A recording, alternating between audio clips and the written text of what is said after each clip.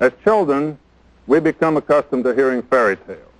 They're always pleasant stories, and they're comforting to hear because good always triumphs over evil. At least, this is the way it is in fairy tales. However, in the real world in which you and I must live, fairy tales are dangerous. They're dangerous because they're untrue. The conclusion of the Warren Report that President Kennedy was killed by a lone assassin is a fairy tale. The people of the United States will learn the truth that the president was assassinated by men who were once connected with a Central Intelligence Agency. Of course, this might reflect on the dignity of the CIA. But I happen to believe that our form of government is strong enough to survive the truth. And I believe that the people of America want to know the entire truth about how their president was shot down in the streets of Dallas. And I want to assure you that as long as I am alive, no one is going to stop me from seeing that you obtain the full truth, and nothing less than the full truth, and no fairy tales. It was June 1967, almost 4 years after the shots in Dealey Plaza, and the phone at Regis Kennedy's New Orleans home rang after dark. Kennedy wasn't just any family man. He was an FBI agent, one who'd worked the case from the beginning. But that night, he wasn't home. His daughter Catherine, who was 18 years old, picked up. The man on the other end introduced himself. Jack Martin. Martin wasn't a crank calling in the middle of the night. He was a private investigator who'd once worked under Guy Bannister, the ex-FBI man turned private detective with an office on Camp Street, an address that had already bled into the story of Lee Harvey Oswald and the leaflets stamped Fair Play for Cuba Committee. Martin asked for Kennedy. Catherine told him her father was out of town. Martin asked for Mrs. Kennedy. She was gone too. So he turned on the girl, asking if she was really the Kennedy daughter, then ordered her to pass along a message. Back in 1964, when Kennedy interviewed him about the assassination, Martin claimed he'd taped the whole thing. He said Kennedy lied, and now he could prove it. Then Martin dropped the kicker. He told her he was recording this call too. Catherine hung up. He called back later, not to threaten, not to curse, just to repeat the same line. Regis Kennedy lied about him, and he wasn't going away. Martin had a history. The Bureau's files showed him in and out of psychiatric wards. In 1957, Charity Hospital had him pegged with a character disorder. Still, in the raw days after Dallas, the FBI sat him down, Kennedy himself and another agent, Claude Schlager, and listened while Martin talked about Bannister, about Ferrie, about Oswald, about Cuba. His statements were erratic, but they went into the record. Now in '67 he was back, making noise again, calling FBI families home, dragging Regis Kennedy's name through the mud. That same summer, Jim Garrison, the New Orleans district attorney, was running his own high-profile probe into the Kennedy assassination. He told the press that President Kennedy had been murdered by a 14-man team of Cuban guerrillas. According to Garrison, they'd trained secretly in the Louisiana swamps north of the city, anti-Castro exiles funneled in from Miami, preparing for a strike on Cuba. Somewhere along the way they turned their guns on Kennedy. He even tied in David Ferrie, the strange ex-pilot with the painted-on eyebrows who'd been under suspicion since the first days after Dallas. Ferrie, Garrison claimed, was connected in some capacity to the guerrillas. And when Ferrie died suddenly in February 1967, the rumors exploded. Garrison said his men now believed the real shooters were among the Cuban trainees Ferrie had known. The papers ate it up. The Times-Picayune, the Tennessean, they printed it all. Cubans, Ferrie, Bannister, even whispers that men tied to Ferrie turned their wrath on Kennedy himself. And as Garrison's investigation went public, the Bureau kept score. Another teletype out of New Orleans flagged a story in the States item. The DA had subpoenaed Ferrie's bank records. The order came from Judge Matthew Braniff, directing Whitney National Bank to cough up every checking and savings slip Ferrie left behind before he dropped dead. The hearing was set for the following Wednesday at 10:30 a.m. The same article reported on another scandal. Walter Sheridan, a television investigator digging into Garrison's case, had been charged with bribery. $5,000 bond. Sheridan called in from Washington to say he'd post it himself. No fight over extradition. By July 1967, 4 years after the murder in Dallas, the FBI's files read like a hall of mirrors. A dead pilot with secret bank accounts, a prosecutor swearing on Cuban hit teams, a half-mad private eye calling agents' daughters at home, insisting he'd caught the Bureau in a lie. Every thread led back to November 22, 1963. And in New Orleans, no one was letting it die. By the summer of '67, Jim Garrison's investigation wasn't just about Kennedy's murder anymore. It was about power, politics, and survival. The Bureau picked up chatter through Captain Roy Allemond of the New Orleans Harbor Police. He told the FBI that Garrison's interest in the assassination had started with a lawyer named Copeland, first name lost to memory, who claimed Jack Martin had whispered a story to him. Martin, the jittery private eye who once worked with Guy Bannister, was running his mouth again. He said David Ferrie, the dead pilot with mob and exile connections, had been part of a plot to kill the president. Garrison heard it, and from there he dove in head first, feeding off conspiracy books and any author willing to take a swing at the Warren Commission. It was combustible material, and Garrison didn't care how wild it sounded. The teletype said flat out, Garrison planned to indict FBI agent Regis Kennedy. His theory? Kennedy had interviewed Cuban exiles in New Orleans and kept quiet. That was enough for Garrison to label him an accessory after the fact. The motive was simple headlines. Arrest an FBI agent and every paper in America would scream it. Denials wouldn't matter. In Garrison's own words, what do you expect the man to say? I have him charged criminally. Of course he is going to deny it. He wasn't just after Kennedy. The bribery game came next. A Ferrie associate named Alvin Beaubouef was allegedly offered $3,000 and a job by Garrison's men, Louis Yvon and Lynn Loisel, if he'd play ball and testify. The word was there was a tape, and it would surface soon. The New Orleans Police Department tried to downplay it, clearing the DA's men of wrongdoing. But off the record, cops admitted they were afraid of Garrison. The city's top cop, Joseph Giarrusso, had political ambitions of his own, and Garrison was already maneuvering to back him for mayor. It was all politics wrapped in the Kennedy case. Governor John McKeithen knew it too. He thought Garrison was running a fraud, but he kept his mouth shut. McKeithen wanted re-election and couldn't risk Garrison turning on him. The FBI files noted one example. The extradition papers for Gordon Novel, one of Garrison's targets, were so botched they wouldn't hold up in court. But Garrison spun it, counting on technicalities to make himself look like a man who had uncovered the plot, only to be blocked by the system. His eyes were on Clay Shaw. The DA wanted a show trial. He felt confident he could nail Dean Andrews, the shady lawyer, for perjury.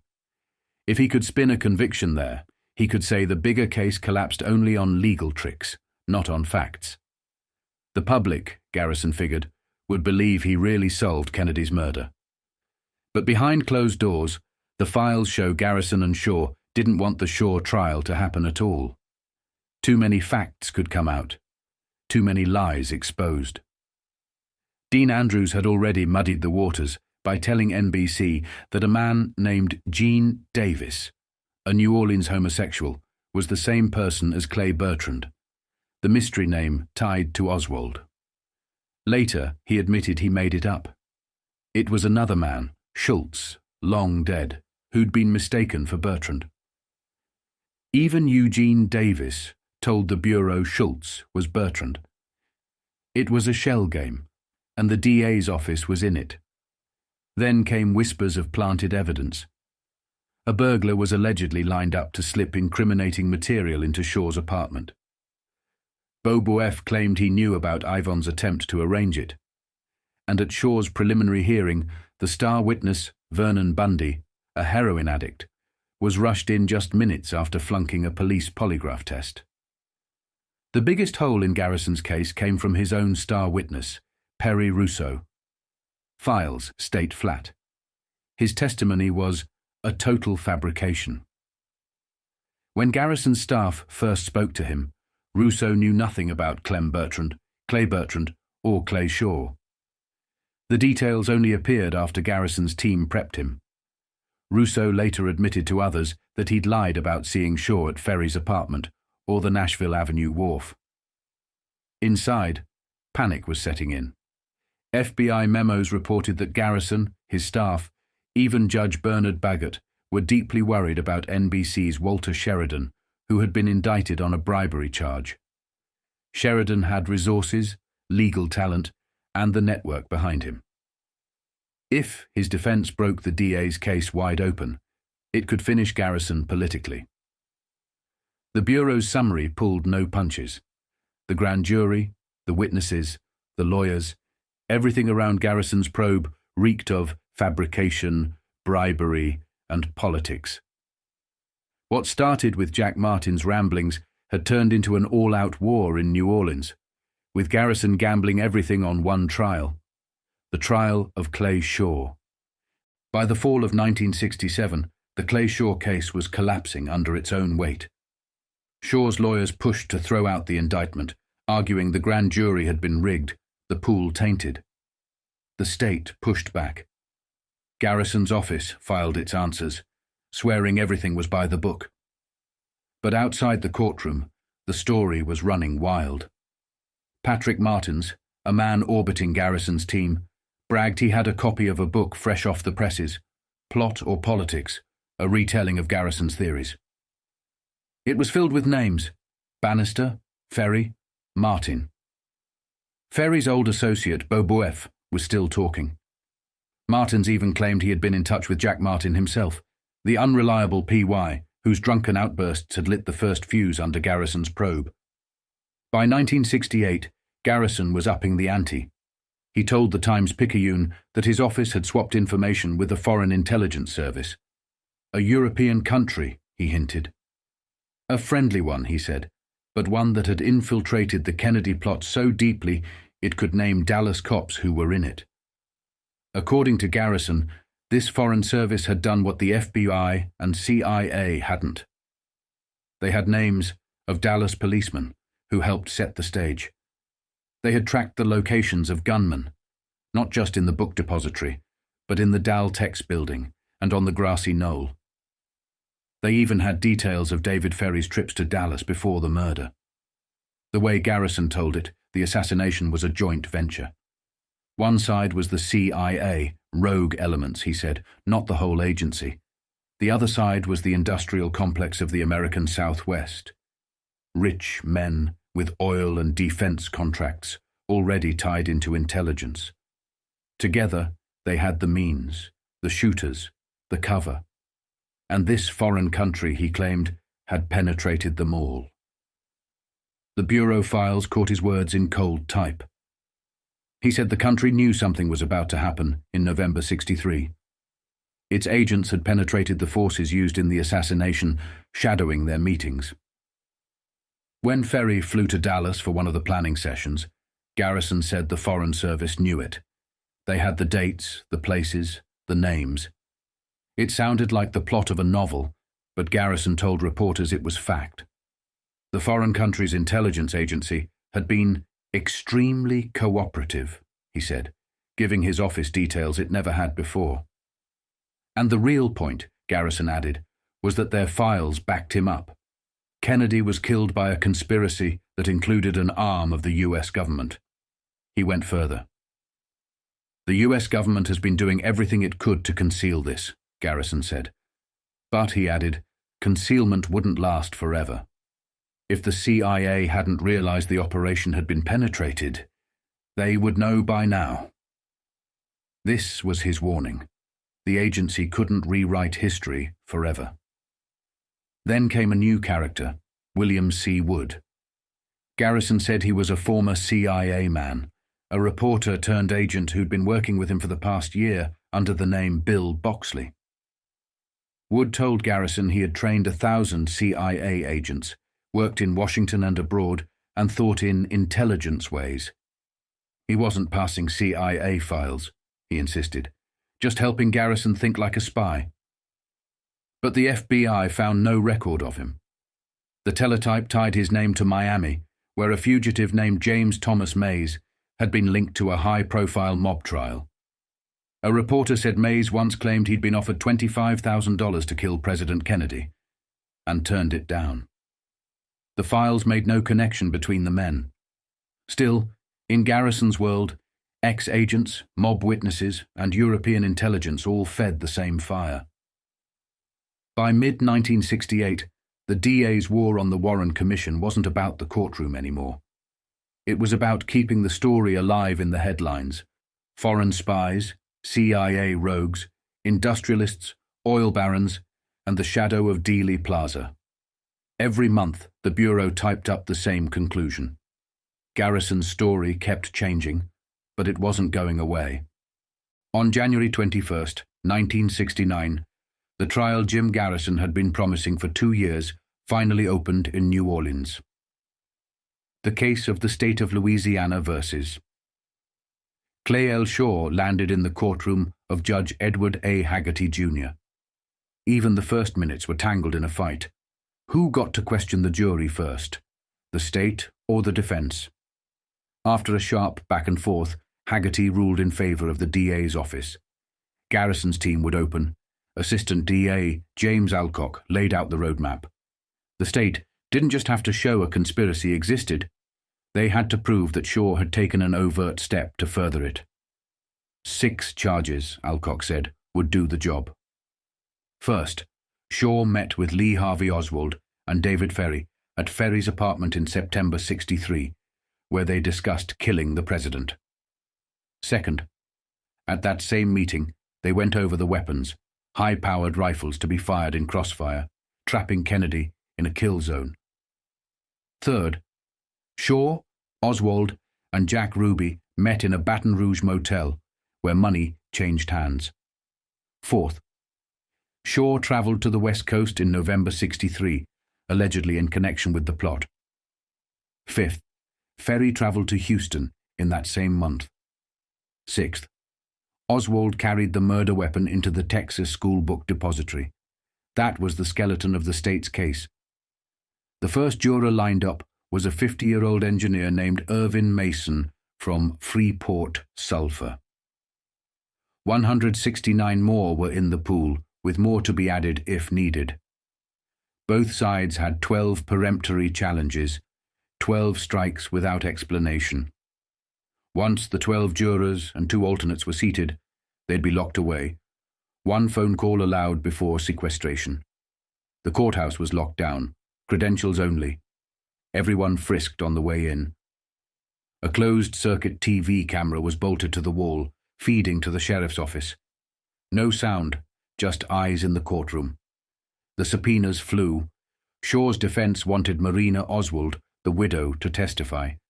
The state pulled its own, Abraham Zapruder's film, The Bullet Fragments, all held at the National Archives.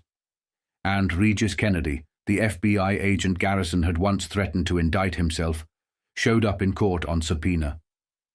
He was excused until further notice. The trial of Clay Shaw was underway, and Garrison's long gamble was finally in front of a jury. The trial of Clay Shaw lurched into its second act, witnesses. The state promised a parade of voices who would tie Shaw to Oswald, Ferrie, and the conspiracy to kill Kennedy. The first was Vernon Bundy. Bundy was a heroin addict on methadone maintenance, 17 years deep in the habit. He admitted to the jury that he paid for his fix with family handouts, odd jobs and thefts, $15 to $20 a day. In 1966, he'd been convicted of stealing and given probation. Still, Bundy swore that on the night before Kennedy was killed, he had seen Shaw at the New Orleans lakefront in the company of David Ferrie. He described himself sitting on the seawall when a black car pulled up. A man stepped out. Bundy said it was Shaw. In court, he asked for a demonstration. Shaw was ordered to walk across the courtroom floor. Bundy watched his feet. "I watched Shaw's foot the way it twisted," he told the jury. That was the foot that was twisted that day. He said the memory had frightened him. But even as he spoke, the defense chipped away. Why was he out at the seawall instead of home? Why was his memory clear after so many years of narcotics? Why should the jury believe him now? Then came Charles Spiesel. Spiesel was an accountant from New York. He told the court that in June 1963, he had gone to a party in the French Quarter. He met Ferrie at a bar, followed him to a gathering, and there, he said, Ferrie introduced him to Shaw. That night, Spiesel claimed, they talked openly about assassinating the president. He remembered Shaw amused by the talk, even asking Ferrie if the assassin could be flown out of the country to safety. The jury leaned in, but Spiesel's cross-examination was a wreck. He admitted that in 1964, he had filed a $16 million lawsuit against a psychiatrist and the city of New York, claiming he had been hypnotized and harassed out of his business. He told the jury that hypnosis had been used on him during his work, that he had been followed, bugged, and bothered. He even suggested this might have been part of a communist conspiracy because his father had done undercover work for the FBI. Spiesel said he had not been harassed recently, only hounded by reporters who called his house. He denied selling his story to the press, but admitted Columbia Broadcasting System had approached him for a documentary. He refused unless they paid. The credibility of the state's second star witness was unraveling before their eyes. By the time the court adjourned on February 8, 1969, Garrison's conspiracy had been laid out in dramatic testimony, but his witnesses looked fragile, their stories shadowed by addiction, lawsuits, and paranoia. The trial pressed on. The trial of Clay Shaw opened in New Orleans like a heavyweight fight. Reporters jammed the press rows. Deputies locked the courtroom. Admission was by credential only, and every spectator was frisked on the way in. A closed-circuit camera carried the proceedings into the sheriff's office, a precaution in case anything went sideways. The man in the dock wasn't some hustler or mob soldier. Shaw was 65, a decorated veteran, a respected businessman, and the former managing director of the international trade, MART. He had standing, polish, friends in high places, and yet he was accused of the unthinkable helping conspire to murder the President of the United States. January 21st, 1969. Judge Edward Haggerty took the bench. The jury pool was huge, 169 people summoned, with the option to call more. Once 12 jurors and 2 alternates were seated, Haggerty ruled they'd be sequestered. One phone call home, then cut off from the world until verdict. Assistant District Attorney James Alcock delivered the state's opening strike. To convict, he told the jury, they didn't need to show Shaw fired a rifle in Dealey Plaza.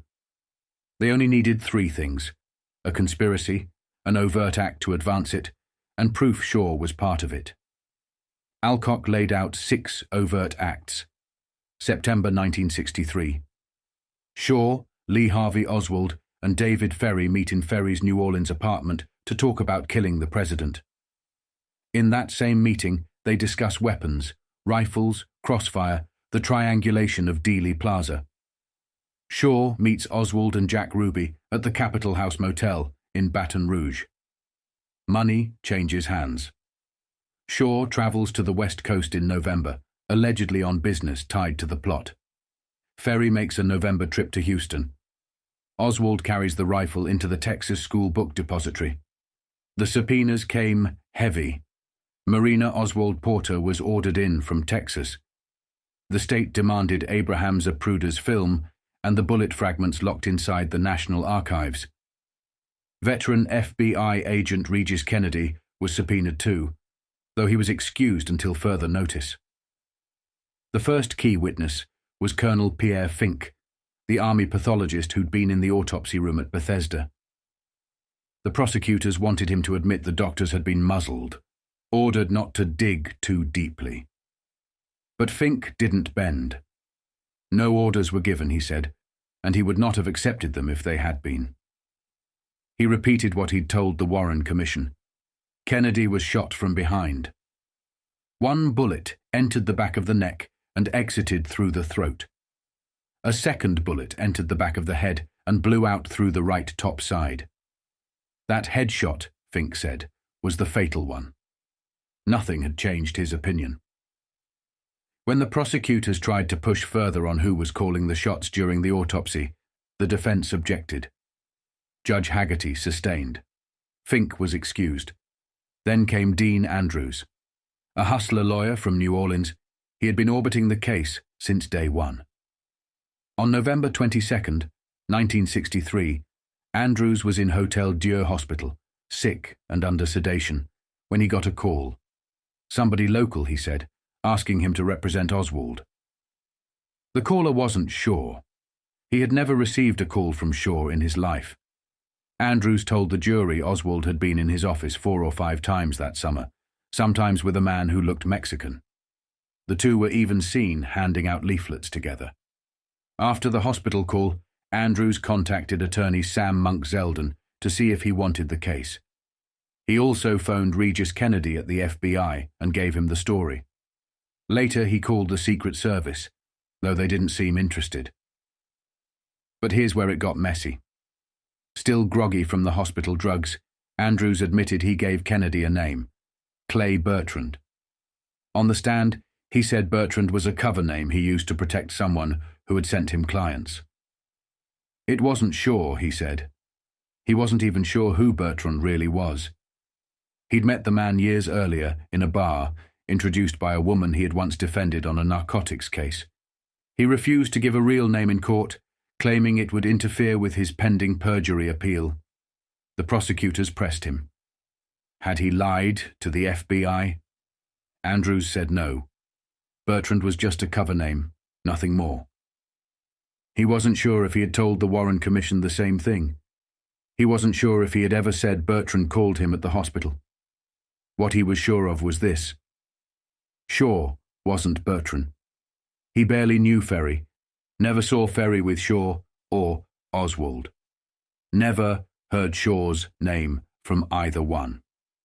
By the time Andrews stepped down, the jurors had heard enough for one morning.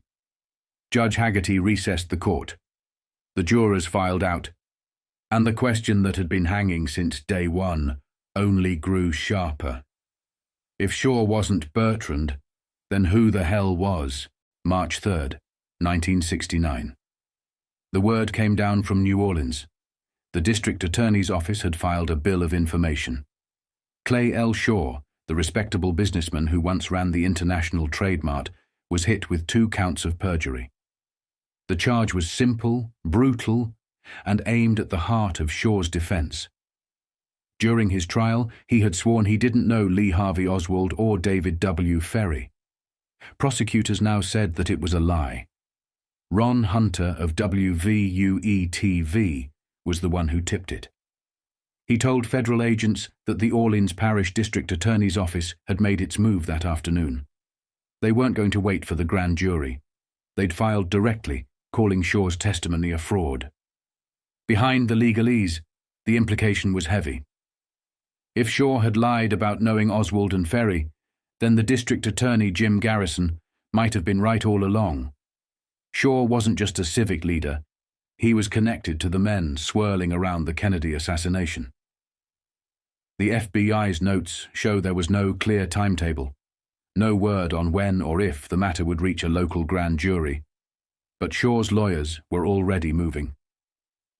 Edward Wegman and Irving Diamond walked into the U.S. Attorney's office in New Orleans, telling Louis LaCour they were ready to go on the offensive. Their plan: file civil rights complaints against Garrison and some of his men. Harassment, misconduct, abuse of power. They wanted it all on record. LaCour listened, kept it professional, and told them the rules.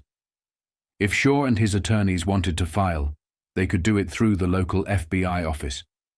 The Bureau would take the paperwork, package it neatly, and ship it up the chain like any other complaint. On March 4th, at 12:30 p.m., Shaw's attorneys were scheduled to make it official. The FBI memo was routine in tone, but between the lines, the tension was clear. The Garrison investigation wasn't dying. It was escalating. And Clay Shaw, the only man ever tried in connection with the assassination of John F. Kennedy, wasn't just fighting for his freedom anymore. He was fighting for his name. The note was typed on a cheap machine in a cramped New Orleans apartment. It began simply, "To leave this life is, for me, a sweet prospect. I find nothing in it that is desirable, and on the other hand, everything that is loathsome." David William Ferrie, former airline pilot, part-time investigator, and the man Jim Garrison had labeled a key to the Kennedy assassination, was dead. Found in bed, February 22nd, 1967. Officially, the coroner said it was a brain hemorrhage. Unofficially, suspicion spread fast. The first line of the note was public almost immediately, but the rest stayed locked down until the States item got hold of it. It was no suicide cliché. It was a tirade. Ferrie lashed out at police, courts, and what he saw as the entire law enforcement system. He described being harassed, interrogated, even nearly jailed when he tried to check crime records at headquarters. He railed against public records that were kept from the public, against superintendents of police who cooked statistics, against district attorneys who chased headlines instead of truth. "If this be justice, then justice be damned," the note read. He claimed society failed children, failed families, and let crime rot deep into its core. He wrote like a man trying to put the system itself on trial. "No greater lie has been told," he wrote, "than the man charged before the court has a fair chance to prove his innocence." Ferrie's record was messy, but not murderous. He had never been convicted of a serious crime, though morals charges and arrests dogged his name for years. He'd been fired by Eastern Airlines. He'd been tied to Cuban exiles, to organized crime figures, to Lee Harvey Oswald himself. By 1967, he was more suspect than citizen, and he knew it. Coroner Nicholas Chetter ruled the death natural. He described Ferrie as an intensely psychoneurotic man, a dangerous man capable of doing any strange thing, but one who had simply died of a burst vessel in his brain. Chetter admitted Ferrie had expected to die soon. He downplayed the notes, calling them emotional outbursts, not evidence of murder or suicide.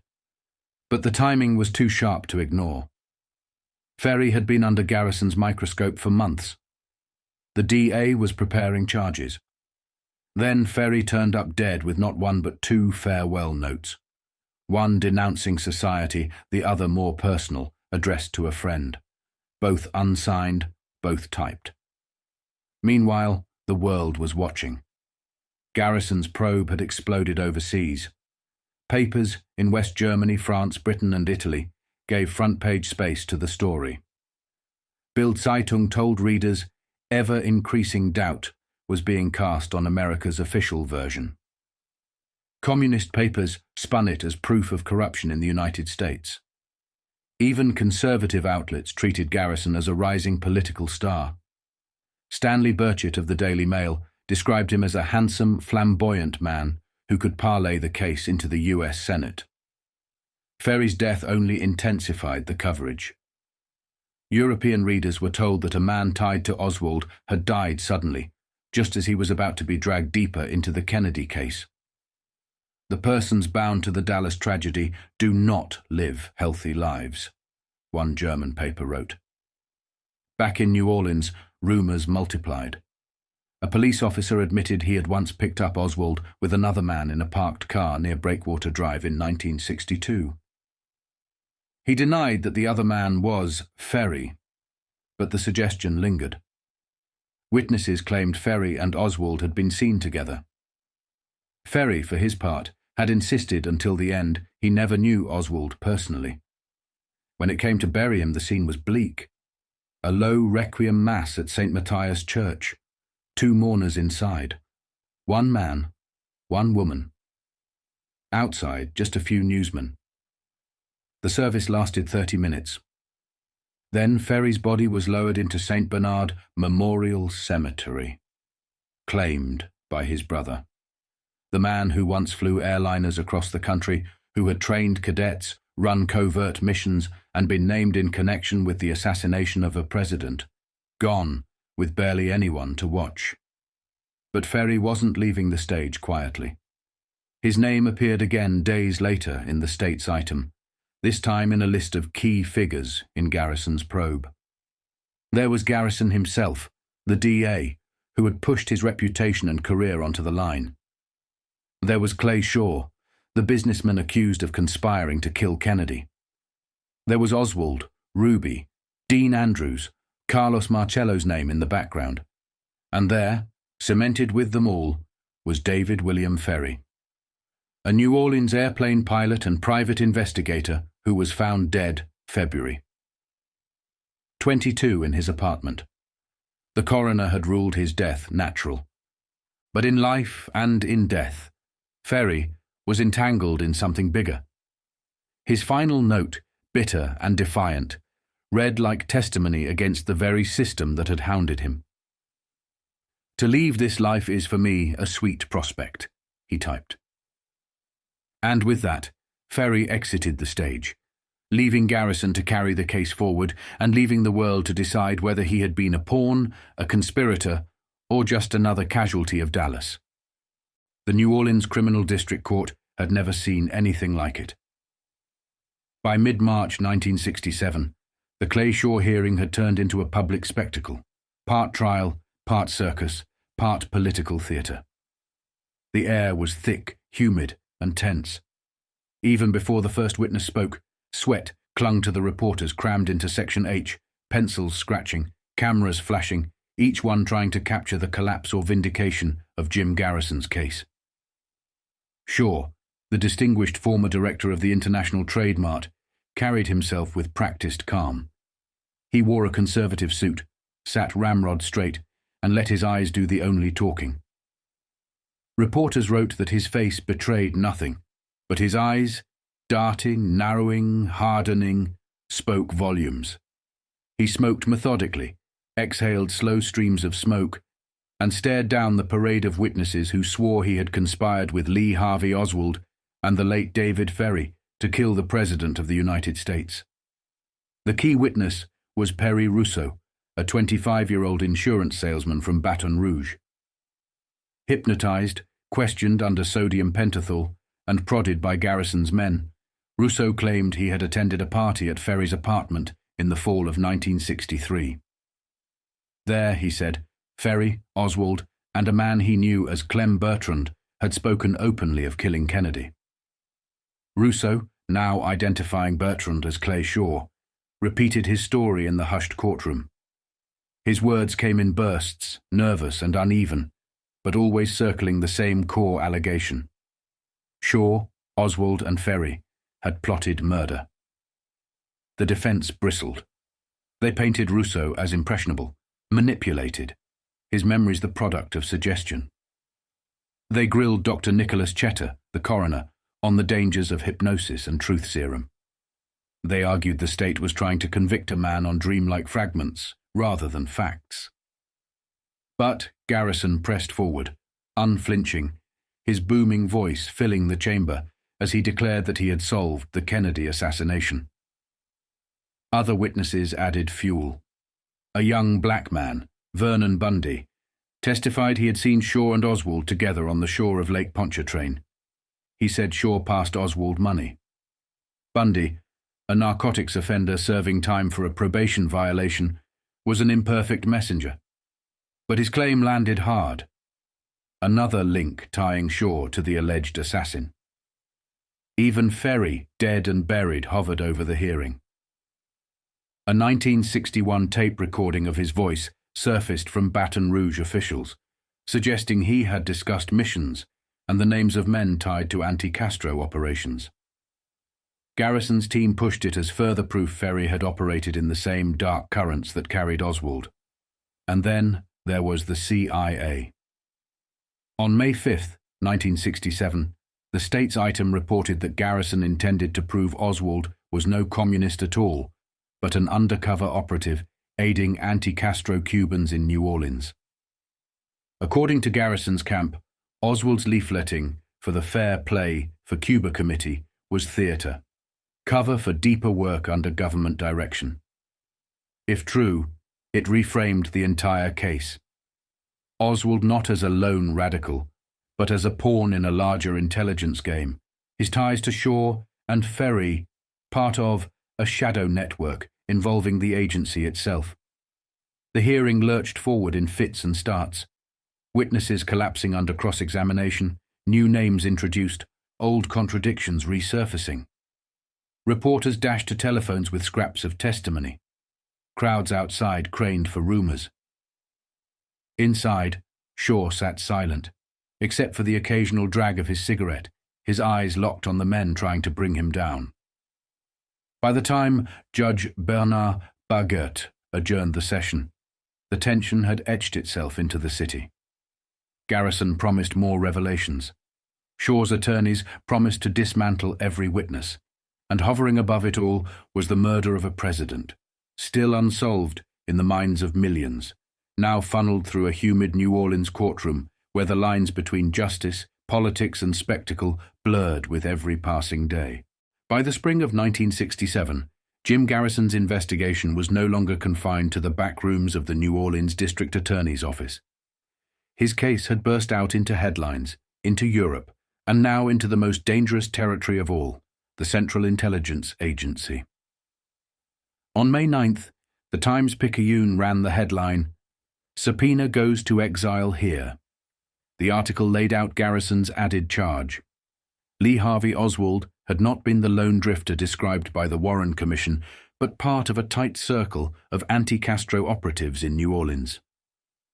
Among them, Garrison claimed, was Sergio Arcacha Smith, a Cuban exile leader tied to the Cuban Revolutionary Democratic Front, and Ferrie, already dead, but still casting a long shadow over the case. Garrison insisted Oswald was not the Marxist misfit painted by Washington, but an intelligence asset. Oswald's communist cover was used as a disguise for his true activities, Garrison said. In his telling, Oswald had been a soldier in the CYA's war against Castro, his pro-Cuba leafleting in New Orleans, nothing but theater, a sham designed for the public eye. The district attorney's language sharpened with each passing week. Federal agencies, he said, are implacably determined to do whatever is necessary to block any further inquiry into the facts of the assassination. He accused the CIA and FBI of concealing vital truths, of hiding evidence that would reveal Oswald as an undercover operative rather than a communist loner. The more Garrison spoke, the deeper he dug into perilous ground. He suggested Oswald's trips, his contacts, even photographs, like one of Oswald at the Cuban embassy in Mexico City, had been buried by federal hands because the truth was too explosive. The man accused of killing the president had been one of their own. The DA closed one interview with words that echoed like a warning. No government agency, no matter how powerful, is more important than the truth. Whether these agencies are aware of it or not, John F. Kennedy was president of all of us, and the truth about his death belongs to all of us. The Cubans fired back. Dr. Carlos Bringuier, head of the New Orleans Cuban Student Directorate, and a man who had crossed paths with Oswald in 1963 during staged street confrontations, vehemently denied Garrison's charges. He dismissed the DA's theory as fantasy and reiterated that Oswald had been nothing but a Marxist traitor who defected to the Soviets and later took Kennedy's life for his own twisted reasons. Still, Garrison pressed subpoenas. He reached for exile leaders, for records, for tapes. He pulled in the FBI, whose agents bristled at being dragged into his orbit. The DA was asking questions no one in authority wanted asked. Was Oswald on the government's payroll?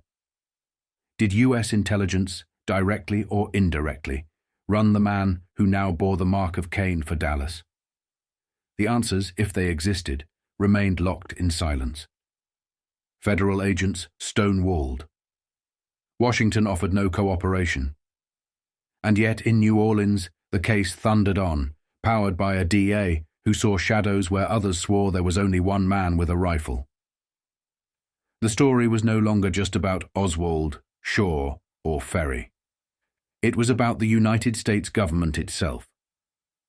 And for Jim Garrison, that was the most dangerous story of all. By May 1967, Jim Garrison stopped talking to New Orleans and started talking to Washington. The next moves in his Kennedy case were federal: subpoenas for bureau men, demands on the CIA, and arrest papers aimed at Cuban exiles the Warren Commission had left on the cutting room floor. He told the press Oswald wasn't a communist at all. He was an undercover hand who helped anti-Castro groups in New Orleans. The fair play for Cuba leafleting, he said, was theater. The real network was exile operations run out of local offices with federal fingerprints. Communist cover, Garrison called it, and he said the FBI and CIA knew it. A Times-Picayune piece laid out the new push: a subpoena for a former Cuban exile chief in New Orleans, Sergio Arcacha Smith, a grand jury seat for Carlos Quiroga, 30, and truck salesman Oscar Deslate, and, most dangerously, orders for 2 FBI veterans who worked the Oswald edges in '63, Regis Kennedy and Warren de Bruys. Cuban sources told reporters they'd seen Kennedy and de Bruys at anti-Castro meetings. Garrison's office said Ferrie, dead now, had moved in the same circles and bragged about CIA commando work before the Bay of Pigs. Deslate's story dated to 1961. 2 men approached him about buying trucks, he said. One used the name Oswald. The DA's office immediately noted the problem. Lee Harvey Oswald was still in the Soviet Union in 1961 and didn't return to New Orleans until early 1963. Even so, the Bureau had copied a Deslate billhead with Oswald's name on it and filed it on November 25, 1963, 3 days after Dallas, without using it at the commission. Garrison flagged that omission as part of a larger pattern. The pattern, he said, ran through Lafayette and Camp Streets, where Guy Bannister, ex-FBI, now private op, kept a detective office with a mail slot that also took fair play for Cuba leaflets. A former Bannister aide told the States item the old agent served as a liaison to U.S. government anti-communist work in Latin America. Witnesses placed Oswald, Bannister, Arcacha Smith, and David Ferrie in that orbit. Ferrie himself had told friends he played CIA commando early in '61, took a bullet from a Castro militiaman, and carried a long scar across his abdomen. Garrison said his office had autopsy photos to prove it. Garrison tied it to operational training, not just talk. He pointed to 2 Cuban units drilling in Louisiana in 1963, one covert, one overt, and to an FBI raid on July 31st that seized munitions near Lacombe, bomb casings, powder, blasting caps, primer cord. An FBI source traced the lot to a Philadelphia origin. After the raid, the camp disappeared. The next day, Secretary of State Dean Rusk was conferring with Soviet Premier Nikita Khrushchev about nuclear disarmament. To Garrison, the timing mattered. Anti-Castro groups were already angry at Kennedy for shutting the door on overt military aid. The summer's clampdown fed that rage. The grand jury calendar filled fast. Then Washington yanked the rug. U.S. Attorney Louis LaCour walked into Criminal District Court and announced that Attorney General Ramsey Clark had ordered Regis Kennedy not to testify. Justice moved to quash, citing Department Order 264. Agents don't testify about information gained in their official duties, and their reports belong to the department, not to a parish DA. Assistant U.S. Attorneys John Colvin and Frederick Waters hit the motion with a 4-point brief. Judge Bernard Bagott set it for hearing. Garrison shot back that federal agencies were taking the fifth to protect themselves. At the same time, Garrison went straight at the CIA. He obtained a court order demanding director Richard Helms produce a true photograph of Lee Oswald and a Cuban companion captured by a concealed camera outside the embassy in Mexico City in late 1963. The Warren Commission had published a reproduction, photograph of an unidentified man, from the CIA feed. Garrison called it a fraud. He cited an affidavit from FBI agent Bardwell Odom. The day after the assassination, Odom received a CIA photo and tried to show it to Marina Oswald on November 23rd to identify the man. She couldn't. Later, affidavits from Helms said the image came from an automatic camera triggered at the embassy gates. Garrison told the court the wrong man was in print and the right frame, Oswald with a Cuban, had been suppressed. While the paperwork flew, Garrison kept the heat on Arcacha Smith. New extradition packets went to Texas. The charge: conspiracy to burglarize an explosives depot at Houma in August 1961, tied to exile operations. Arcacha posted bond and waited on an Ohio hearing. Another witness, Gordon Novell, was in Columbus under $10,000 bail. In court filings and press briefings, the DA packaged Arcacha, Novell, Ferrie, Oswald, and 54-year-old Clay Shaw into one chain, a conspiracy that met at Ferrie's apartment 2 months before Dallas and moved men and materiel through New Orleans. The friction spread to the bar. Alvin Beauboeuf, Ferrie's friend, filed an affidavit denying he'd been bribed to shape testimony. His lawyer, Bernard Klein, told reporters Beauboeuf had been offered $3,500 to substantiate a story, then said his client viewed the approach as coercion. The DA's office handed the affidavit to the State Bar's grievance committee. Federal resistance hardened. Justice argued that compelling Kennedy to the grand jury would set a precedent. Agents dragged into local probes to disgorge files, interviews, and informants. Garrison answered with public accusations that the CIA and FBI were running a cover-up to dupe the Warren Commission and mask the involvement of CIA-connected personnel with Oswald. He said not one of Oswald's close New Orleans associates was communist. They were anti-Castro and, in his words, connected with federal agencies. The Cuban exile community fired back through Dr. Carlos Bringuier of the Cuban Student Directorate. He told Congress months earlier he wanted a House investigation of Garrison, and now he denied the DA's claims flat out. In his view, Oswald was what he looked like, a Marxist who killed a president. Garrison didn't blink. He told papers he would take his evidence to the Senate if he had to. He said federal investigators who touched Cuban exile activity had classified it secret and hid it from the public.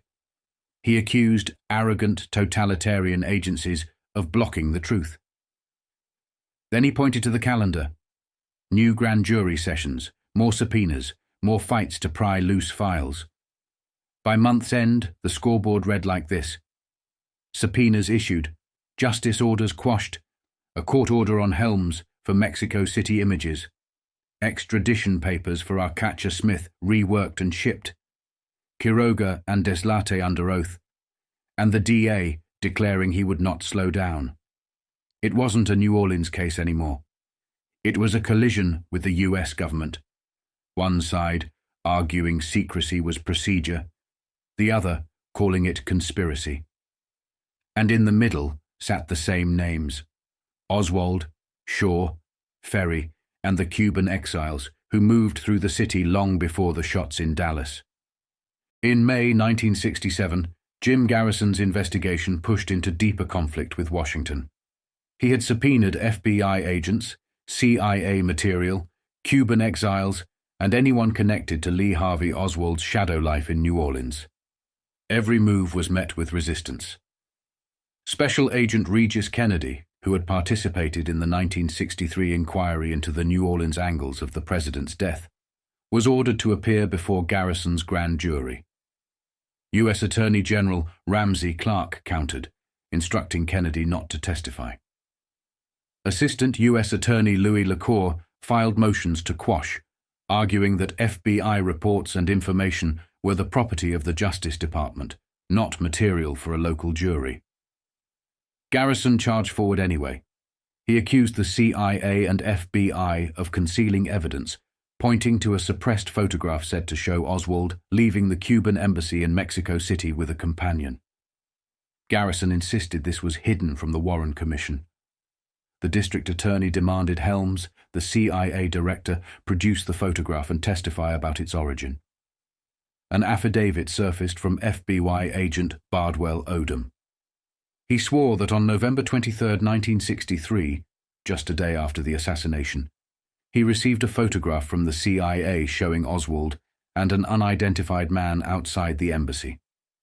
He said he had taken it to Marina Oswald in an attempt to confirm the identity. Odom admitted Marina had never seen the man. Mrs. Oswald denied knowing him, and the FBI's record noted the photo was suppressed to avoid disclosing the location where it was taken. Garrison framed it differently. Here was proof the CIA had manipulated evidence. Fake photograph, he told reporters, because it was taken by a concealed camera belonging to the federal government. The image was listed in the Warren Commission's files as photograph of an unidentified man. Other affidavits raised similar contradictions. Another FBI report claimed the picture was received from the CIA and never introduced into evidence. To Garrison, it was further evidence of a federal cover-up. At the same time, Garrison filed bar complaints. He accused Burton Klein, the attorney for Alvin Bobueff, one-time roommate of David Ferrie, of unethical conduct. Bobueff had held a press conference with Klein, alleging that a member of Garrison's staff tried to bribe him into substantiating a plot at Ferrie's apartment. Garrison denied it flatly. For his fraudulent claim, the DA said, Klein should be disbarred. He filed complaints with the Louisiana Bar Association, charging Klein and Steve Plotkin, another defense lawyer, with receiving CIA money to obstruct the probe. The courtroom battles thickened with the introduction of coded evidence. Garrison revealed that Oswald's private notebook contained a phone number disguised in cipher. His office argued that when decoded, the digits matched Jack Ruby's unpublished Dallas phone number, WI5601. To Garrison, it was the hidden link between the gunman in Dallas and the nightclub owner who later silenced him. While Garrison advanced these claims, he pursued extradition of Cuban exile leader Sergio Arcacha Smith and fugitive Gordon Novel. Both were accused of working with Ferrie in 1961 on a raid to steal munitions from a Huma bunker, stockpiling arms for anti-Castro operations. Extradition papers were reworked and sent to Ohio and Texas after earlier ones were rejected for technical flaws. Defense lawyers fought back. They claimed the DA's office was fabricating connections, bribing witnesses, and using the grand jury to stage a political show.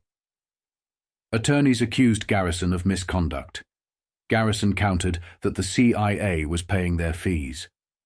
Amid the swirl, author Mark Lane and researcher Harold Weisberg were summoned into closed sessions with the jury. They presented arguments against the Warren Commission's conclusions and lent intellectual firepower to Garrison's effort. The daily press carried each turn like episodes in a serial. One day, it was a suppressed CIA photograph. The next, a coded number in Oswald's diary. Then a bar complaint against a defense lawyer, followed by extradition papers for Cuban exiles. For Garrison, every setback was proof of the plot. Every obstruction was confirmation that Washington had something to hide.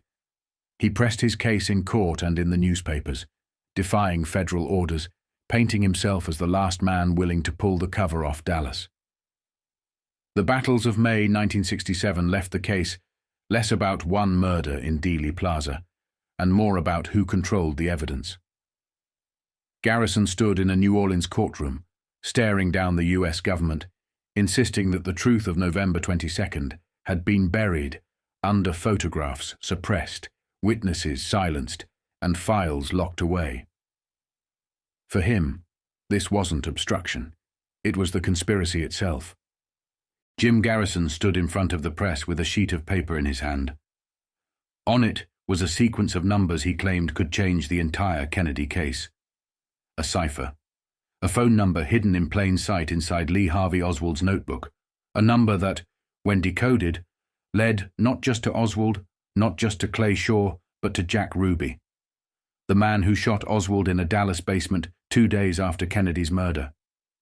Garrison wasn't just waving theories.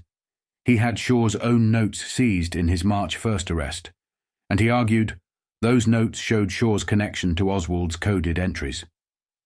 He called it a unique address, a string of numbers that, when run through the system Oswald used, revealed Ruby's unpublished Dallas number, Whitehall 15601, Ruby's private line.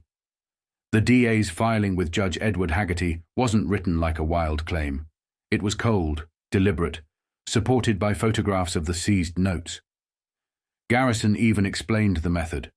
Oswald used a simple transposition, shifting the order of letters A, B, C, D to a different sequence. He'd then subtract numbers to hide the real digits. From P.O. Box 19106, subtract 1300, and you didn't get a box address. You got 15,601, Ruby's number. Federal prosecutors scoffed. They said it was cryptogram nonsense, comparing it to Bacon's ciphers and Shakespearean puzzles. But Garrison pushed harder.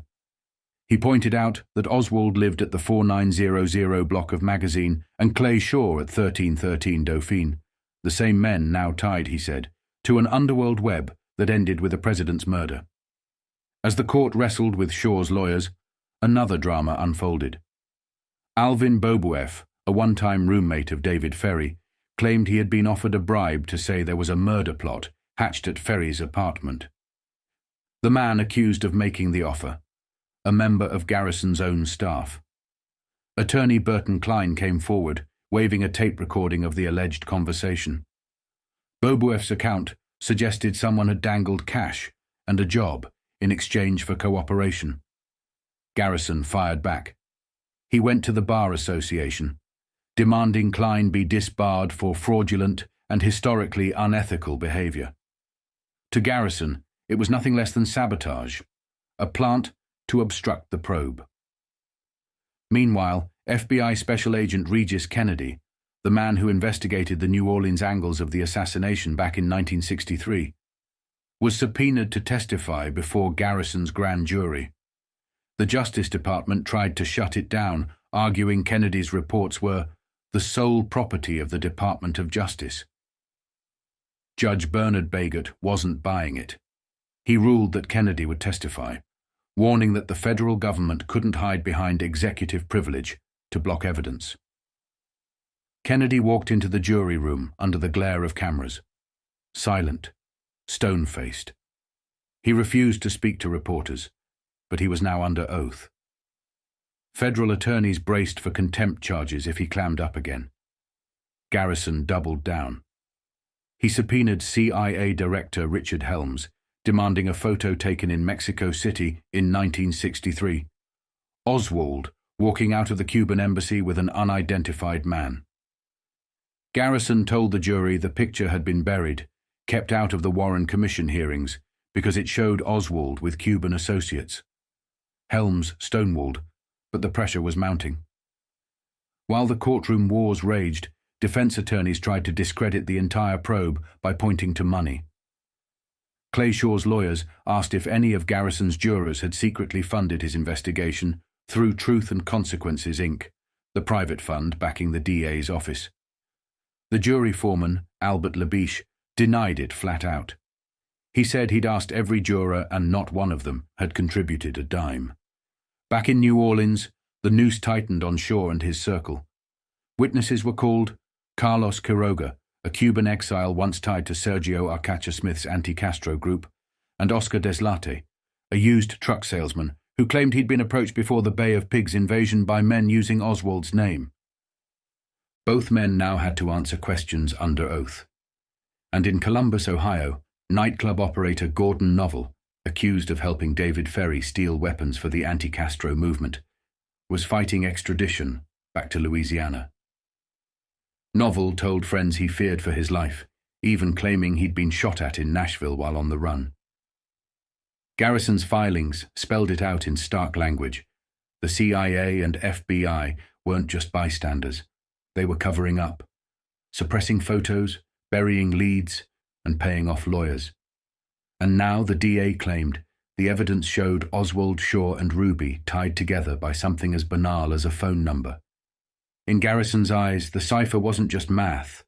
It was proof that the conspiracy was real, that Oswald wasn't a lone gunman, and that the machinery of government was working overtime to keep the truth sealed. Dallas lawmen weren't buying Jim Garrison's story. To them, the assassination was open and shut. Lee Harvey Oswald pulled the trigger, Jack Ruby silenced him, and that was the end of it. Former Dallas Police Chief Jesse Curry swore there was no phantom gun team waiting in Dealey Plaza. He had driven the motorcade that day and saw nothing but a clear line of sight. Sheriff Bill Decker and Secret Service men agreed. If guerrilla shooters had been crouched behind the stone wall or the railroad overpass, they'd have spotted them. If they were there, they weren't squatted down shooting, Curry said flatly. District Attorney Henry Wade backed it up. He reminded reporters, 3 empty shells were found, Oswald's prints were on the rifle, and witnesses saw him in the window. That was enough for Dallas. Wade didn't care what Garrison was cooking up in New Orleans, but Garrison wasn't letting go. He'd been at it for 8 months, dissecting every scrap of evidence, convinced Oswald hadn't acted alone. His probe tied Oswald to Clay Shaw, David Ferrie, and even Ruby. He pushed a theory about frangible bullets, the kind that shattered on impact, leaving no trace back to the gun. Weapons for intelligence operatives, not street killers. The Dallas men laughed it off. A firearms expert said frangible bullets weren't the magic Garrison claimed. They barely pierced tin at 50 yards, left distinct damage, and weren't invisible to science. The FBI confirmed the stretcher bullet came from Oswald's rifle. Another fragment came from the same weapon. Still, Garrison said the CIA was hiding something. He told the press the assassins were protected because they were agency connected. Wade didn't bite. I don't have any way of knowing about the CIA, he said, but I know Oswald did the shooting. In the meantime, Garrison had another problem. Gordon Novell. The fugitive was fighting extradition in Ohio, accused of burglarizing a Hoomer bunker in '61 with Ferrie and Sergio Arcacha Smith. A letter surfaced, allegedly written by Novell, asking a local bar owner to help him out of this mess because of his CIA ties. Garrison's camp called it proof of agency involvement. Novell's lawyer called it a setup. As the legal fights dragged on, Garrison doubled down. He told a nationwide TV audience that Shaw, Ferrie, Oswald, and Ruby were all part of the same conspiracy. He said more arrests were coming, maybe before Shaw's trial. We've already proved it, and we have the evidence, he insisted. Meanwhile, Shaw's lawyers prepared to strike back. They moved to suppress the seized notes from Shaw's apartment, fought to quash the indictment, and demanded records from the Truth and Consequences Fund that financed Garrison's case. They subpoenaed the organizers, businessmen tied to Garrison's circle. They wanted names, disbursements, and the works. And Gordon Novell, cornered in Ohio, played his own game. He said he'd testify, but only if he was granted immunity. In a message wired to Garrison, Novell laid out what he'd give up: intelligence operations, sedition, sabotage plans, even munitions transfers. He said he'd name the players, but only if Texas and Louisiana stopped trying to lock him up. By June, another storm broke. Alvin Beauboeuf, a friend of Ferrie's, claimed Garrison's men tried to bribe him, $3,000 and a job, if he'd help frame Kennedy's murder as a conspiracy. Beauboeuf said he was threatened when he refused. The DA's investigators were accused of witness tampering, but New Orleans police cleared them. No bribe, no intimidation. The tape Beauboeuf offered as proof turned out to be cut and spliced. The hits kept coming. A supposed transcript from NBC's Today show quoted a Garrison witness saying the DA was setting her up, making her part of a second Oswald frame. She later denied it, but the damage was done. Garrison stayed defiant. "We're being shelled like artillery," he said, "but there will be other arrests." Dallas swore Oswald acted alone. New Orleans swore he didn't. Between the two cities, the fight wasn't about who killed Kennedy anymore. It was about who controlled the story. Walter Sheridan, a reporter tied to the National Broadcasting Company, was being dragged into Jim Garrison's war. Sheridan had been subpoenaed to appear before the Orleans Parish Grand Jury, accused of trying to bribe Perry Rousseau into silence. Rousseau, of course, was Garrison's star witness, the man who swore he'd heard Clay Shaw, David Ferrie, and Lee Harvey Oswald plot to kill Kennedy in Ferrie's apartment. Sheridan's lawyers went on the attack. They argued his subpoena amounted to harassment, not law, and pushed the fight to federal court. They told the Louisiana Supreme Court it had no business intervening. The High Court agreed. Sheridan had to testify. The charge against him stemmed from an NBC documentary critical of Garrison's methods. Sheridan's crew had been in New Orleans, filming, probing, working sources. Now he was being cast as part of a conspiracy to obstruct the DA's case. Sheridan's defense was simple. He was a reporter, not a bagman. But Garrison wasn't letting go. At the same time, another familiar name popped back up. Gordon Novell, the ex-informant and fugitive, volunteered to face the grand jury under one condition. He wanted truth serum or hypnosis, maybe even a lie detector, before answering questions. Novell claimed Garrison had charged him with burglary and with being a material witness just to keep him in play. Rousseau, testifying again, widened the lens. In Baton Rouge, he tied Ferrie to darker stories. Eisenhower, even Mexican President Lopez Mateos, allegedly discussed by Ferrie as targets for assassination. The names got bigger, the web wider, and the pressure on Garrison to deliver grew heavier. Meanwhile, Sheridan's lawyers prepared to haul his case into federal jurisdiction. They were betting that dragging it outside Louisiana courts would kill Garrison's leverage. But Garrison wasn't blinking. He wanted Sheridan in the box, under oath, with no cameras to hide behind. Dean Andrews, the slick-talking New Orleans lawyer who once swore that Clay Bertrand had called him to represent Oswald after the assassination, was now in the dock himself. Garrison's office had indicted Andrews for perjury, charging that his shifting stories and slippery denials about Bertrand were deliberate lies meant to obstruct the Kennedy probe. Andrews pleaded for delay, claiming his lawyers weren't ready. The state Supreme Court shot him down. The trial was on. The courtroom turned into a circus. Andrews was flamboyant, cracking jokes, dodging questions, and at times talking himself in circles. The DA's assistants hammered him on contradictions. Was Bertrand Clay Shaw?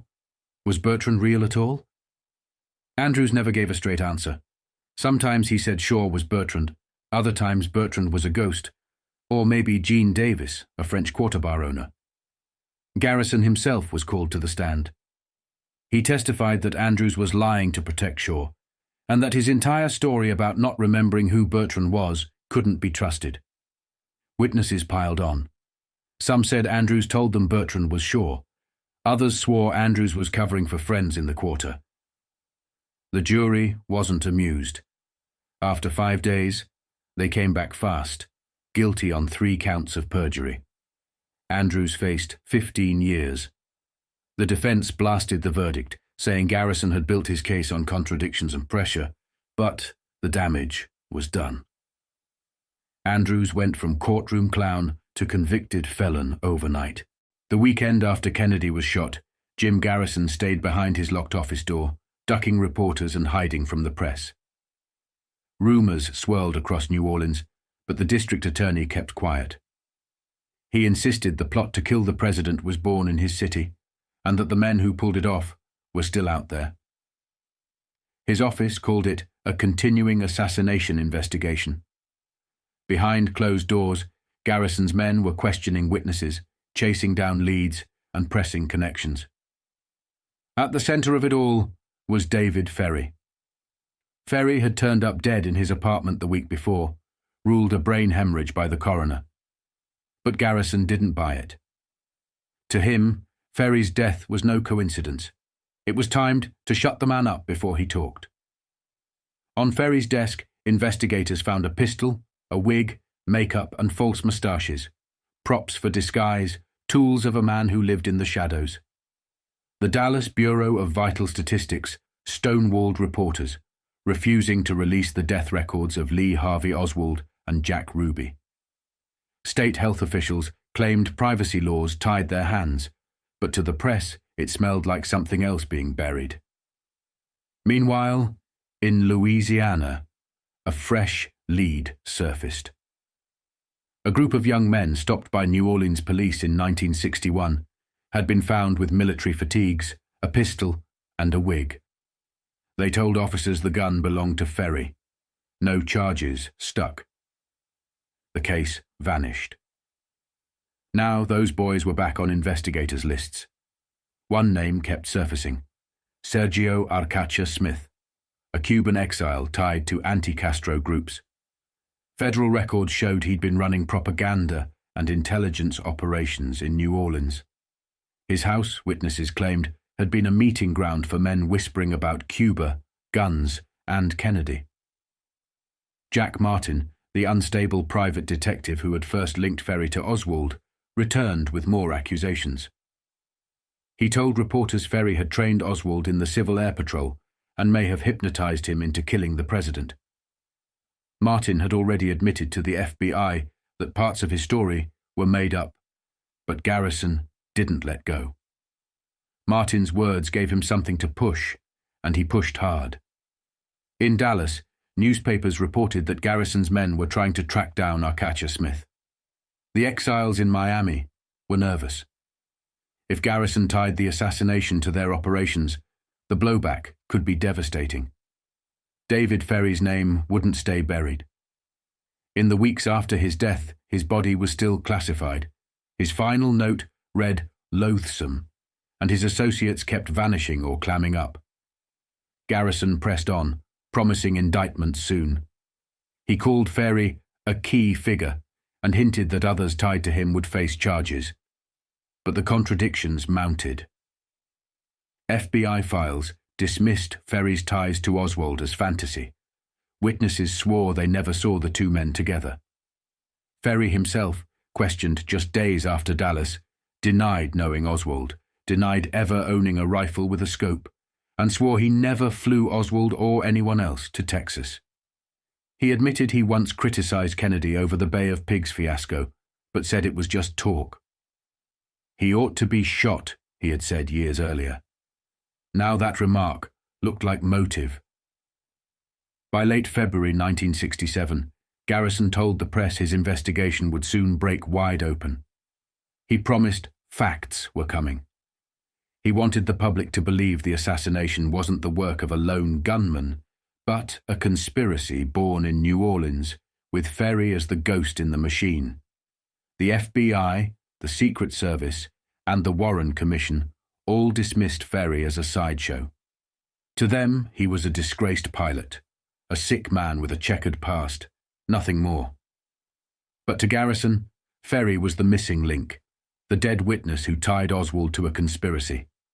And a dead witness was better than no witness at all. Melvin Stacy Coffey knew David Ferrie for nearly a decade. He'd first started hanging around the Civil Air Patrol at Moisant Airport in 1953, too young to join at the time. By early 1954, he was in under Commandant Joe Gilman or Captain Young. Coffey couldn't recall which. The squad was small then, barely 15 cadets and seniors, before swelling to 50 or 70 by 56. Coffey left in 57. Ferrie, he said, was never directly tied to the Moisant squadron. He belonged to the New Orleans unit at the airport, occasionally popping up for bivouacs. Coffey served in the army from 59 to 62, honorable discharge, then started visiting Ferrie's house, about once a month. By 63, those visits grew more frequent, sometimes 2 or 3 times a week. Shown a photograph of Lee Harvey Oswald, Coffey said flatly he didn't know the man. He had never seen Oswald at Ferrie's home, never introduced under that name or any alias, Hidell, Lee, Alec, whatever. He swore Ferrie never mentioned him. Coffey did know about Ferrie's Stinson high-wing monoplane, 4-seater, laid up at the lakefront airport. It hadn't flown in years. The wings needed recovering. Coffey had no memory of Ferrie ever using it to fly to Cuba or anywhere else. The only trip he recalled Ferrie planning was for relaxation. On November 20th, 1963, Alvin Beaubouef mentioned he and Ferrie were going to Houston, maybe Florida. Coffey agreed to join. The purpose, he said, was ice skating. Ferrie picked Coffey and Beaubouef up on Friday, November 22nd, in his Comet station wagon. They ate at John Paul's in Kenner, left around 9, drove through Baton Rouge, Lafayette, Lake Charles, and on to Houston. They arrived at 4:30 a.m., November 23rd, checked into the Ala Motel, slept, and by mid-afternoon hit Sears for jackets. Then they went ice skating at Winterland. Ferrie, Coffey remembered, talked with the rink owner about costs of opening a skating rink in New Orleans. That night they drove to Galveston, checked into the Driftwood Motel. On the 24th, they drove through Orange, Texas into Port Arthur, bought spark plugs, stopped at a bar run by someone Ferrie only called Buster. After half an hour, they headed to Alexandria, Louisiana. Beaubouef had family there. Ferrie tried to call attorney G. Ray Gill from Leighton Martin's house, but failed. Then the news broke. Kennedy had been shot, and Ferrie was being named. They immediately drove back to New Orleans. Ferrie dropped Coffey home. Coffey insisted Ferrie never said Kennedy should be killed, never outlined a plan, never discussed how it could be done. Edward Vobel knew Oswald from the Civil Air Patrol under Captain Dave Ferrie. They were both in school at the time. Another boy, Robert Este, was in the same class. Vobel described Oswald as closed off, a loner who revealed little about himself. One day, in 1955, Vobel stopped by Oswald's apartment on Exchange Place. Oswald was gone. He had left town without saying a word. Vobel said Oswald never contacted him again. When Oswald surfaced in the news in '63, Vobel said he hadn't known the man had even been in New Orleans that summer until he saw it on television. At school, Oswald wasn't athletic, didn't participate in activities, didn't socialize. Vobel also noted, almost as an aside, that the Neumeier brothers, known from that time, had recently been arrested on narcotics charges. On November 25, 1963, David William Ferrie gave his account to the FBI. He was born March 28, 1918, Cleveland. Parents both deceased.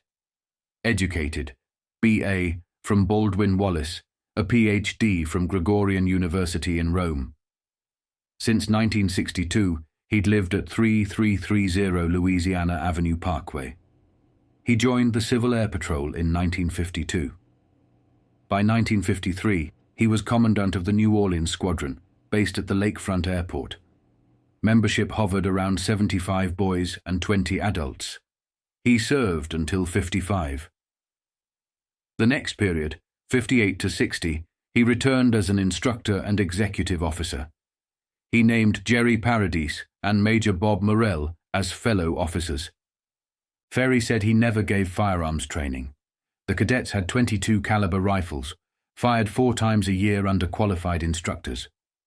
He denied ever owning or using a telescopic sight and denied teaching Oswald or anyone how to fire scoped rifles. Shown Oswald's photo, Ferrie admitted the profile view looked vaguely familiar, but insisted he didn't know the man, not by sight, not by name. By 1963, Ferrie was working as investigator for attorney G. Ray Gill. Since November 4th, he'd been involved in the federal fraud trial of Carlos Marcello. He said he'd been with Gill every day of the trial until its end, November 22nd. On that day, Ferrie said, he left at 6:30 p.m. in his new 1961 Comet wagon with Bobuef and coffee to go to Houston. He described the trip in detail. John Paul's in Kenner for dinner, then to Houston by morning. They stayed at the Ala Motel, went skating at Winterland, and checked in at the Shamrock Hilton. On November 24th, they went to Galveston, then Alexandria, then back to New Orleans. Ferrie's story was simple. He'd been planning to open a skating rink. He wanted to study operations, costs, and installations. That was his purpose. Not guns, not politics. He insisted he had no connection to Oswald, no meetings, no flights, no Civil Air Patrol overlap. But the FBI kept pressing. Ferrie stuck to his story. He had nothing to do with the assassination of John F. Kennedy. David Ferrie was a man under siege. On November 22nd, 1963, when the shots rang out in Dallas, his name was already moving through whispers in New Orleans. Days later, he sat in front of FBI agents, laying out his story in rapid-fire detail. He wanted it clear. He wasn't involved in the assassination of President Kennedy, and he was prepared to hand over every scrap of his life to prove it. Ferrie laid out his background. Born in Cleveland in 1918, parents both dead. A B.A. from Baldwin Wallace College, a law degree from St. Mary's in 1957. By 1952, he was with the Civil Air Patrol in New Orleans, teaching cadets. He admitted he was once the squadron commander at the Lakefront Airport, but insisted his role was limited: training, administration. He denied ever teaching recruits how to fire weapons, denied owning or using a telescopic sight, denied knowing Lee Harvey Oswald in any capacity. If Oswald was in my squadron, he said, he was just a recruit for a few weeks. I never knew him. Showing a police photograph of Oswald, Ferrie admitted a faint familiarity with the man's profile, but nothing concrete. He claimed no memory of him as a cadet, no dealings in business or politics. Oswald's name was as good as foreign. Ferrie outlined his recent years. Since March 1962, he worked for New Orleans lawyer G. Ray Gill, most recently on the defense of Carlos Marcello, the Mafia boss charged in federal court over fraudulent birth records. He said he spent November 4th to November 22nd, 1963, with Gill and others preparing Marcello's case. He even noted November 9th through November 16th at Churchill Downs in Kentucky, November 11th in New Orleans. He said he never left the city during that stretch. On November the 22nd, Ferrie admitted he left New Orleans around 6:30 p.m. in his blue Comet station wagon, with Alvin Bobuef and Melvin Coffey along for the ride. He insisted he didn't even know where they were heading when they left. It was just a vacation trip, he claimed.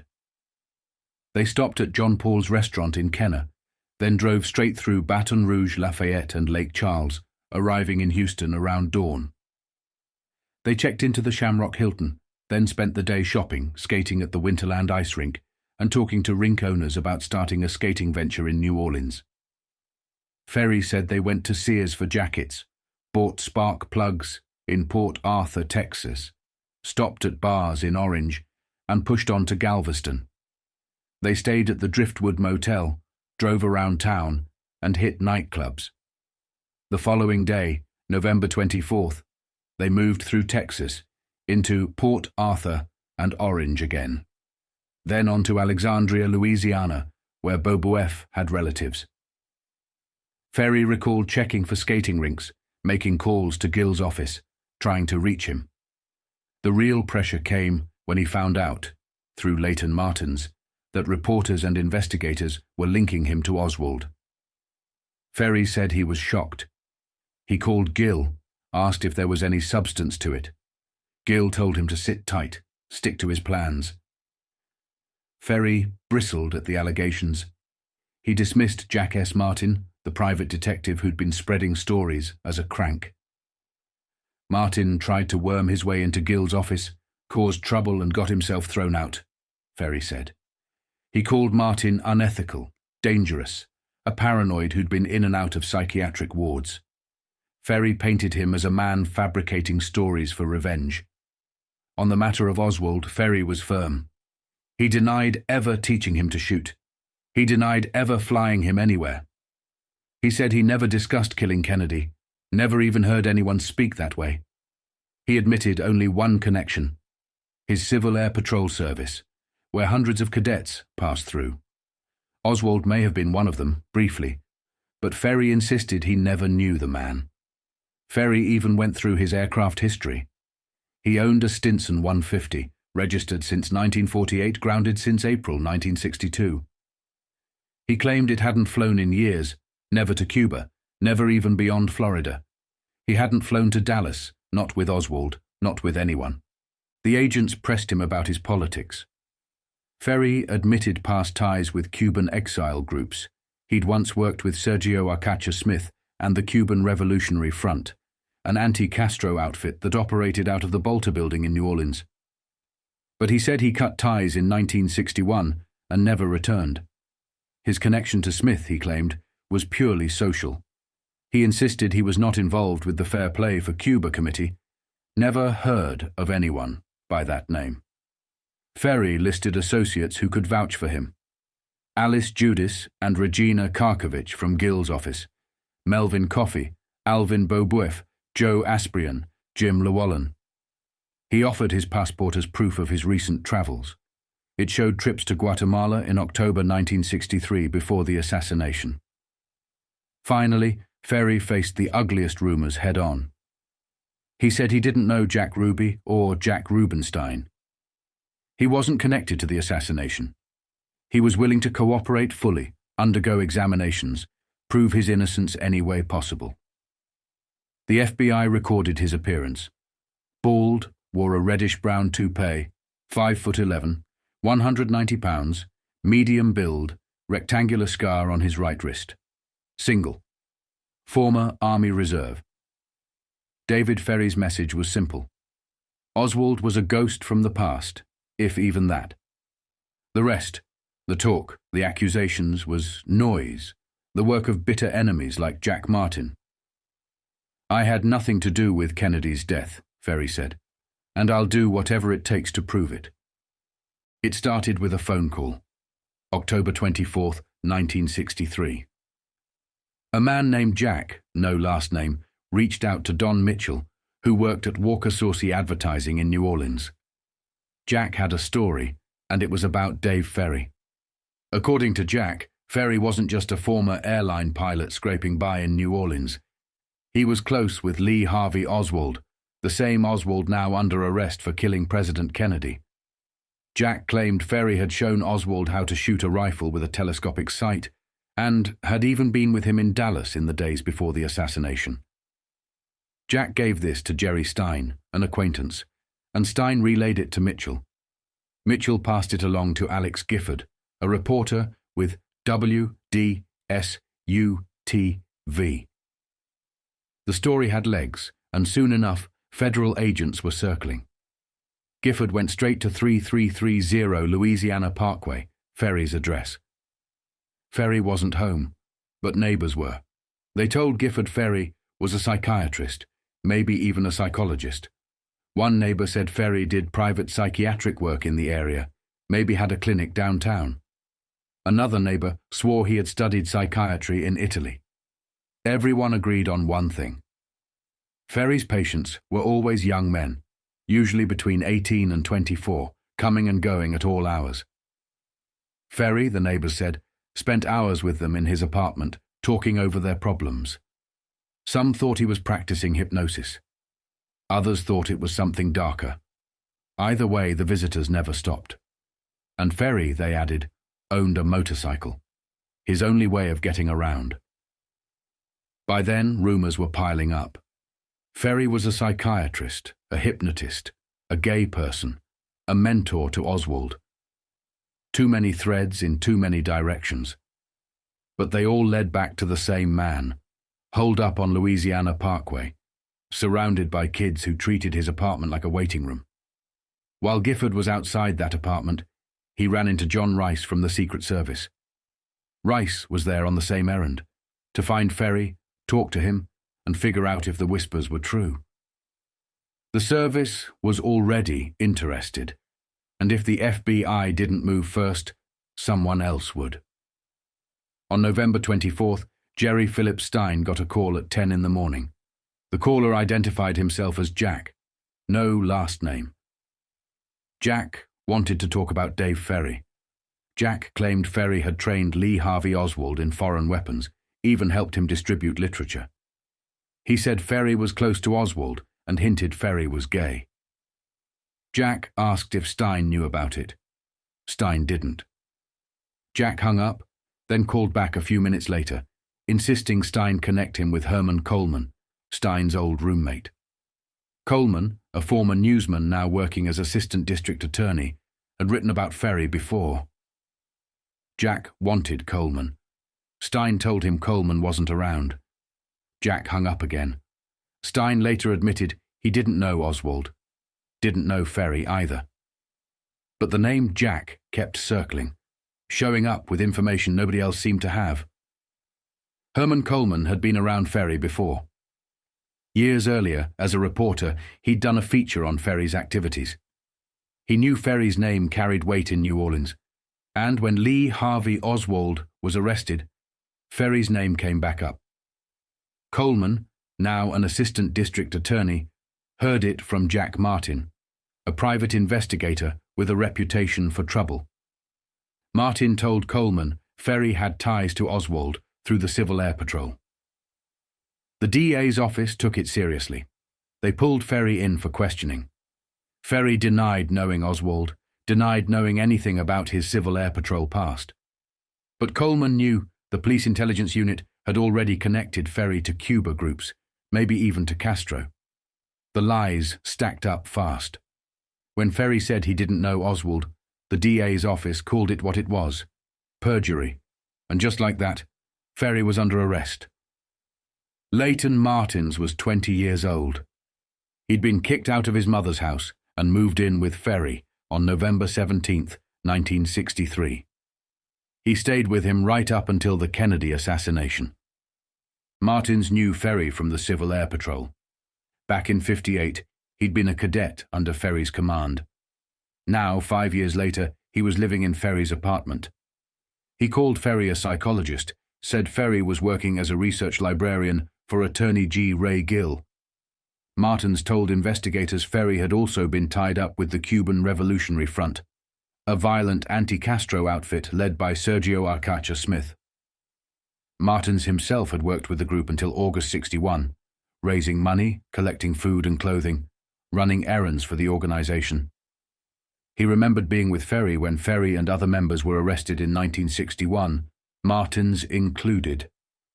They were all charged with crime against nature, a vague Louisiana statute often used as a catch-all for sexual offenses. The charges went nowhere, but they stuck in Martins's mind. On November 24th, the day after Kennedy's assassination, Martins got a call from Ferrie. Ferrie told him not to worry. He'd spoken with Gill, and everything was fine. But Martins had already heard rumors that Ferrie had said in his presence that the president should be killed. And now Kennedy was dead. Martins said he knew Ferrie owned guns, a .38 revolver and a short Mauser rifle. He knew Ferrie admired Kennedy, but he also classified him as a segregationist. And Martins swore he never saw Ferrie and Oswald together. To his knowledge, there was no connection.